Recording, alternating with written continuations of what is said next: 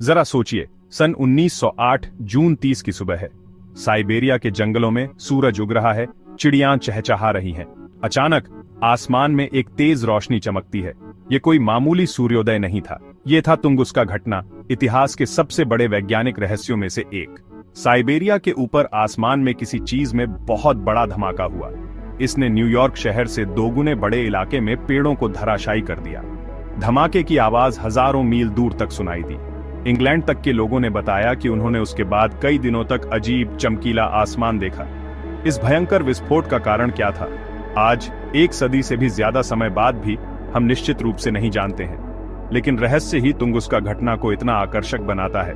यह हमें याद दिलाता है कि हमारा ब्रह्मांड आश्चर्यों से भरा है। तुंगुस्का घटना एक याद दिलाता है कि हम लगातार अपने ब्रह्मांड के बारे में सीख रहे हैं। यह एक अनुस्मारक है कि ब्रह्मांड सुंदरता और विशाल शक्ति दोनों का स्थान है, और यह एक अनुस्मारक है कि वहां अभी भी रहस्य हैं जिन्हें सुलझाया जाना बाकी है। प्रत्यक्षदर्शियों ने तुंगुस्का घटना को एक भयानक दृश्य के रूप में वर्णित किया। उन्होंने देखा कि आकाश में आग का गोला लकीर खींचता हुआ धुआं और आग का निशान छोड़ता हुआ जा रहा है। फिर एक बहरा कर देने वाली दहाड़ सुनाई दी। उसके बाद एक शॉकवेव आया जिसने लोगों को उनके पैरों से गिरा दिया। विस्फोट ने अविश्वसनीय मात्रा में ऊर्जा छोड़ी।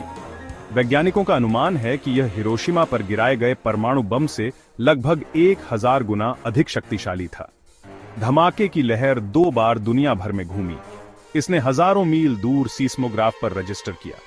विस्फोट के प्रभाव सैकड़ों मील तक महसूस किए गए। खिड़कियां चकनाचूर हो गईं, इमारतें हिल गईं। उसके बाद हफ्तों तक रात का आसमान अजीब तरह से चमकता रहा।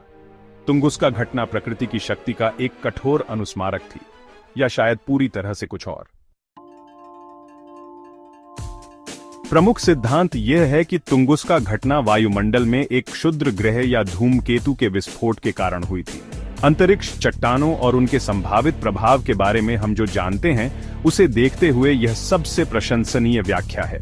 जब कोई क्षुद्र ग्रह पृथ्वी के वायुमंडल में प्रवेश करता है तो उसे जबरदस्त घर्षण का सामना करना पड़ता है। यह घर्षण तीव्र गर्मी पैदा करता है, जिसके कारण क्षुद्र ग्रह जमीन से टकराने से पहले ही फट जाता है। इस प्रकार का एयरबर्स्ट विस्फोट तुंगुस्का घटना की तबाही की व्याख्या कर सकता है।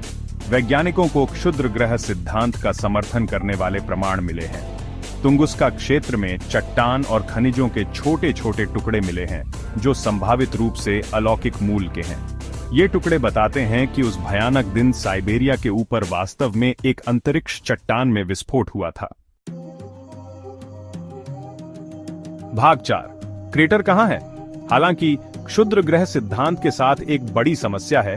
तुंगुस्का घटना के केंद्र में कोई गड्ढा नहीं है। यदि एक बड़ी अंतरिक्ष चट्टान में विस्फोट हुआ होता तो वह एक विशाल गड्ढा छोड़ देती।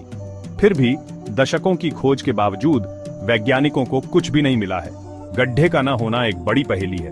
कुछ वैज्ञानिकों का मानना है कि क्षुद्र ग्रह वायुमंडल में ऊपर ही फट गया, जमीन से टकराने से पहले ही वाष्पीकृत हो गया। दूसरों का सुझाव है कि वह वस्तु बर्फ या शिथिल रूप से पैक की गई सामग्री से बनी थी, जो प्रवेश करने पर ही विघटित हो जाती, जिससे बहुत कम या कोई निशान नहीं बचा। गड्ढे की अनुपस्थिति ने तुंगुस्का घटना के बारे में वैकल्पिक सिद्धांतों को हवा दी है। कुछ लोग अनुमान लगाते हैं कि यह पृथ्वी से गुजरने वाले एक लघु ब्लैक होल के कारण हुआ था। दूसरों का सुझाव है कि यह एक एलियन अंतरिक्ष यान की खराबी थी। हालांकि ये विचार दिलचस्प हैं, लेकिन इनके पास वैज्ञानिक प्रमाणों का अभाव है। भाग 5, अपरंपरागत सिद्धांत। एक निश्चित व्याख्या की कमी के कारण कुछ और कल्पनाशील सिद्धांत सामने आए हैं। कुछ लोगों का मानना है कि तुंगुस्का घटना एक एलियन अंतरिक्ष यान के फटने के कारण हुई थी। दूसरों को लगता है कि यह एक गुप्त सरकारी हथियार परीक्षण था।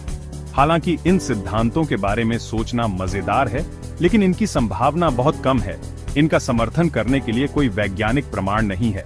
लेकिन यह तथ्य कि लोग इन विचारों के साथ आते हैं, यह दर्शाता है कि तुंगुस्का घटना वास्तव में कितनी रहस्यमय है।